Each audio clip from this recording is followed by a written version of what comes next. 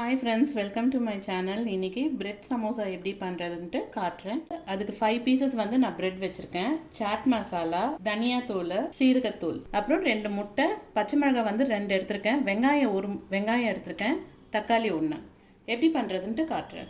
வெங்காயம் நல்லா golden brown கலர்ல வந்துடுச்சு. நான் இப்போ பச்சை மிளகாய் குட்டி குட்டியா கட் பண்ணிட்டேன். அதையும் இதுல போட்டுட்டேன். வெங்காயம் இதுல போட்டுட்டு அது கொஞ்சம் நல்லா ஃப்ரை ஆயிட்டு வந்துட்ட அப்புறமா தக்காளி இருக்குது. நான் ஒரு தக்காளி தான் கட் பண்ணி வச்சுருக்கேன் குட்டி குட்டியாக. அதையும் இதில் ஆட் பண்ணிக்கிறேன்.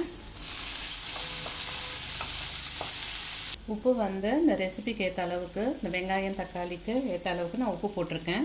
அப்புறம் சாட் மசாலா வந்து நான் 1/2 ஸ்பூன் போட்டுக்கிறேன். சீரகத்தூளும் ஒரு 1/2 ஸ்பூன் போட்டுக்கிறேன். தனியாத்தூளும் நான் ஒரு 1/2 ஸ்பூன் போட்டுக்கிறேன். நான் முட்டை வந்து 1 உடைச்சி இதில் ஆட் பண்ணிக்கிறேன். வேணும்னா நம்ம 2 முட்டை கூட இதில் ஆட் பண்ணிக்கலாம். ஆனால் நான் இப்போதைக்கு நான் ஒரு முட்டை தான் இதில் ஆட் பண்ணியிருக்கிறேன். ஒரு முட்டையை வந்து உடச்சி இது பண்ணிக்கிட்டேங்க. நெக்ஸ்ட்டு வந்து அதில் கொஞ்சோண்டு உப்பு, ஒரு பிஞ்ச் அளவில் நான் பெப்பர் போட்டுக்கிட்டேன். ப்ரெட்டோட கார்னர்ஸ் எல்லாம் நம்ம கட் பண்ணி எடுத்துடலாம். இதில் ப்ரெட் வந்து சைடில் எல்லாமே கட் பண்ணி எடுத்துட்டேன். இது வந்து சப்பாத்தி கட்டையில் வச்சு நல்லா அழுத்தி திரட்டிடுங்க. ஸோ இந்த மாதிரி எல்லா பீசஸையும் ப்ரெட்டை இந்த மாதிரி பண்ணி வச்சிடணும். எப்படி பண்ணுறதுன்ட்டு அதுக்கப்புறம் எப்படி பண்ணுறதுன்ட்டு காட்டுறேன். ப்ரெட்டு ஃபுல்லாக எட்ஜஸ் ஃபுல்லாகவே தண்ணியில் நல்லா ப்ரெஸ் பண்ணி விட்டுட்டு அதுக்கப்புறமா நம்ம கோன் மாதிரி இது பண்ணிக்கணும், ஷேப் எடுத்துக்கணும்.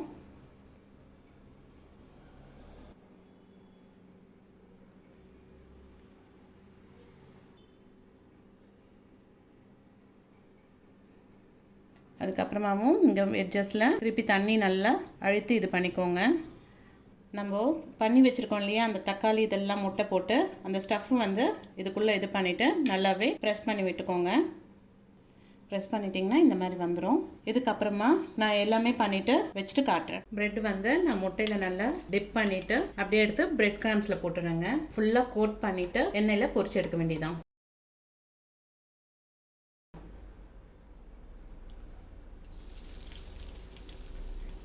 ஆயில் வந்து கொஞ்சம் ஹீட் ஆயிடுச்சுன்னா சிறுந்தி பண்ணிடுங்க.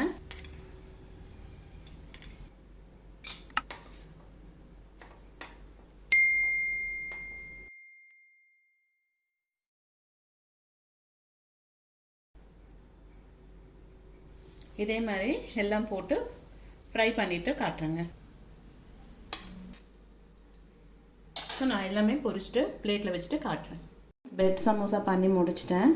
நீங்கள் என்னோடய ரெசிபி வந்து ட்ரை பண்ணி பாருங்கள், அவ்வளோ டேஸ்ட்டாக இருக்கும். அதே மாதிரி எப்படி இருக்குன்னு பண்ணி பார்த்துட்டு எனக்கு ரிப்ளை பண்ணுங்கள் கமெண்ட் பாக்ஸில். தேங்க்ஸ் ஃபார் வாட்சிங்.